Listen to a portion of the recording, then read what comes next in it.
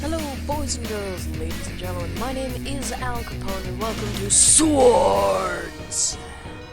Lords of the Sword. Keeping in the tradition, the very recent tradition of playing random games, not random games, playing free games and telling you whether they are worth your time, I'm gonna play SWOOOORDS. I quite like this game. It's sort of a roguelike-y jigger. Has up to 4-player local co-op, which is quite nice. Uh-oh. I seem to have messed something up. Oh, of course, once you enter something. My apologies, I did not mean to enter that. There we go, we'll just go back. But I'm gonna be playing the single player. Single player is quite nice. You see over here, you have your deaths and your total gold. And the little gold thingies are how much each depth costs. So depth 2 costs 20, depth 3 costs 40, and my total gold is over on the left. So if I had a total gold of 40, I would be able to purchase going to depth 3, but I don't, and I'm going to show it to you from depth 1. So your controls are fairly simple. You roll around with space. You can attack with left mouse. If you hold left mouse, you charge up a super attack. And you can block with right mouse button. Pretty simple. So these barrels can contain money. That's kind of it. These are your basic enemy. This is an explosive barrel. It's very fun. So the wrath meter down at the bottom is kind of interesting. The way it works is, if you have health left to regain, the skulls below my character are my health. Yeah, there I lost 1 health. If there's health left to regain, and you fill up the wrath bar and then kill somebody, once the wrath bar is full, you will regain one little skull. That's a little obstacle, that's the word. Oh, nope, there's enemies there. So those guys are a bit harder, and they also hit for 2, which makes them extremely nasty. Ow. So I'm about to die. Thankfully, it's the end of the floor. So this is the shop. Here you can spend your... I'm sorry, 1 moment.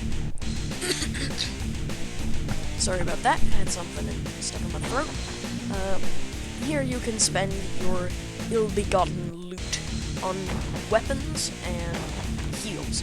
Heals don't matter right now, because I'm gonna walk off the floor and then get healed up all the way.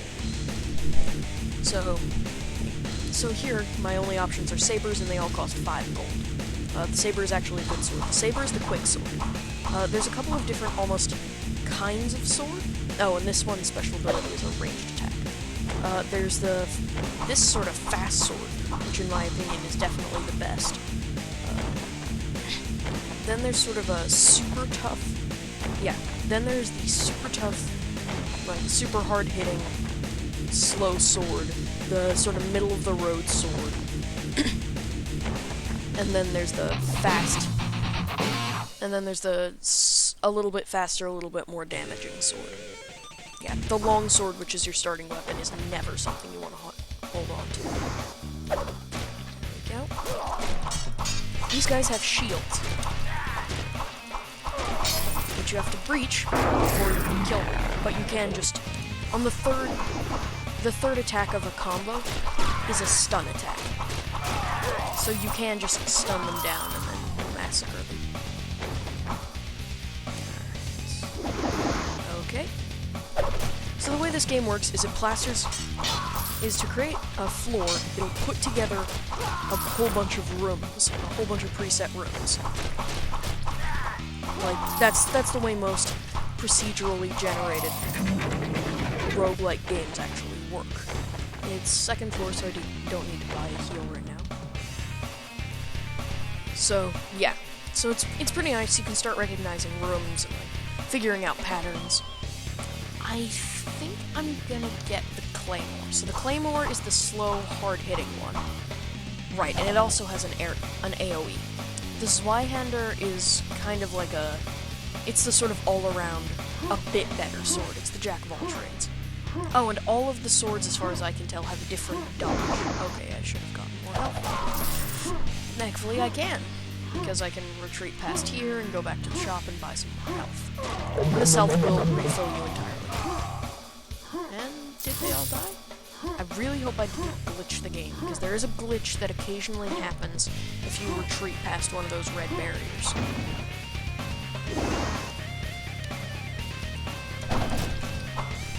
So yeah, the Claymore is pretty sweet. It just tears through everybody. It's really nice, it's really powerful. So, on the early floors, like 1 and 2 are quite easy. But once you get past that, like, 3 is unending agony. Right, there we go. Swordsman is evil. You always want to try and kill the swordsman first if you get there. Actually, 2 can be evil, but it's not usually evil. Okay, I think I have glitched the game. Oh, nope. There's the swordsman. Alright, now time to check the second shop. See if anything nice is in here. No. So the broadsword is the tier 1 tougher sword, the saber is the tier 1 faster sword, Zweihander is a tier 2 sword. The way I denote tier is by cost. So the Claymore, I think, is either a tier 2 or a tier 3. No, the Claymore is tier 2, because of its cost. Alright, awesome. Moving on to depth 3. I've actually done way better than I usually do. Need to be careful, because this is another level. Yep, that is a brute. He is a beast. Oh, and the blocking mechanic is kind of wonky. You're supposed to be able to deflect attacks, but it generally, by like blocking at just the right time, but it doesn't really work. Like, if you tap it at when the little attack symbol goes white, like they want you to, okay, it worked that time, it seems. Oh, I guess you just have to hold it for a second. Alright, because they say to tap it, but it seems that you... But tapping it doesn't actually work. Let's use the explosive arrow. These ranged guys are bastards. Oh, and the guy in the robe is a healer. You definitely want to kill him.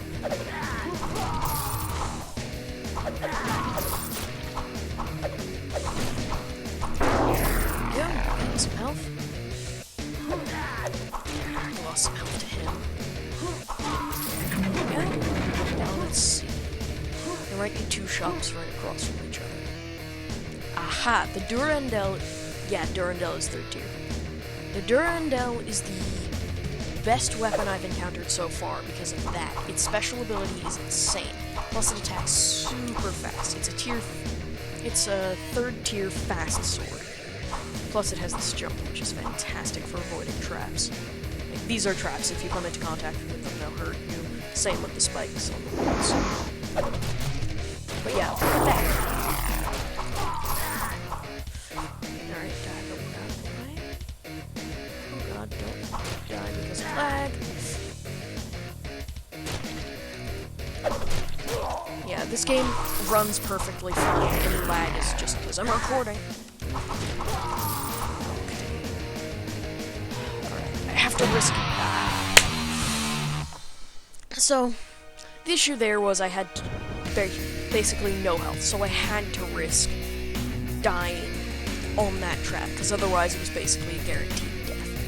And I failed, unfortunately. But now, see, because I had some unspent gold, it gets added to my total gold stockpile. So now, I can buy on to depth 3. So, since the first time I got to depth 3 was with the Zweihander, I get to have the I always have the Zweihander when I buy onto this level. Yeah, the Zweihander is just a better longsword, really. It's a tier 2 longsword, essentially. It's kind of middle of the road. It has the same special ability and the same dodge. The Durandal is by far my favorite sword. It just has such... just watching it slice through basic dudes is absolutely phenomenal. Oh, here come these guys. I hate these guys. I hate these guys so much. Yeah, the Zweihander's not particularly good. I used to love the Zweihander until I had... and then I got the Durandal, and now it is my least favorite sword in the game. Because as soon as you pick up the Durandal, you just can't use other swords. Like, other swords just feel so weak. Because the Durandal is just so impactful and wonderful. Let's see what's in our first shop. Tearfang. Now that's pretty dangerous. I am gonna take the Durandal again. I need 2 more gold. So once I have 2 gold, I'm gonna run back here and get my Durandal. Really, if I were playing more carefully, I could absolutely own everybody with the Durandal just by using the ranged attack. Oh, and re-aiming the direction in which special abilities go is an utter piece. It's just really annoying. You have to move in the what you have to do is you have to move in the direction you want the ability to now face. Alright, so for instance, it's facing that way, right? So now I have to move in the direction I want it to turn and press right-click. This is really awkward when you're trying to back away and re-aim something. Like, extremely awkward. I'm pretty certain this game was designed for a controller. So gain a health up because there's more floor to do, and grab the Durandal because there's more floor to do, and I cannot do that with the... I didn't mean... Zweihander, that's the one. Zweihanders are really cool swords in real life, but in this game they are by far the worst.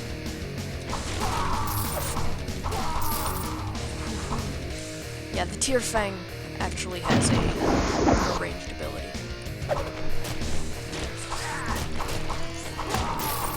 Yeah, you want to avoid the big guy's attacks because they will one-shot you. Well, they won't actually one-shot you. They will two-shot you. Because they take down all of your health but 1. They're really, really nasty. Alright, let's check out here in case... The Caliburnus is pretty cool. The Caliburnus is a tier 3 longsword. Yeah, I've got all this, like, metagame set in my head, but I don't even think there are that many people who play this game. Yeah, there's only 16,120 plays here on Congregate, and I don't even know if this game is anywhere else on the internet. I really, really love this game. The issues with this game are the same as the issues with Binding of Isaac. If you have a bad run, you wish you were having a good one. You wish you could have all of that fun of a fantastic run where you get, like, Durandal in the first shop on the 3rd floor, and you get, like, just everything you could ever possibly want. And when you're having a good run, it's just so fantastic, because you're like, holy shit, everything dies. It's just, I'm flailing my sword, and now everything is dead. It's so fantastic when you have a good run, but when you have a bad run, you hate everything. It's just the worst. Alright, I have made it to the end of floor 3, and I'm moving on to floor 4. The Durandal is by far the best weapon, in my opinion, just because it hits so fast, plus that special ability is just so... Yeah. If I had aimed that better, I could have shot to kill almost everything in the room. Ah, I lost health. You would learn to curse traps endlessly. That's another great thing about the Durandal. I walked into a trap. It is absolutely fantastic at avoiding traps. Because this is, I think, the fastest dodge in the game. Unfortunately, you can't actually jump over traps. The jump, as far as I can tell, is just for show. Oh, balls, those guys.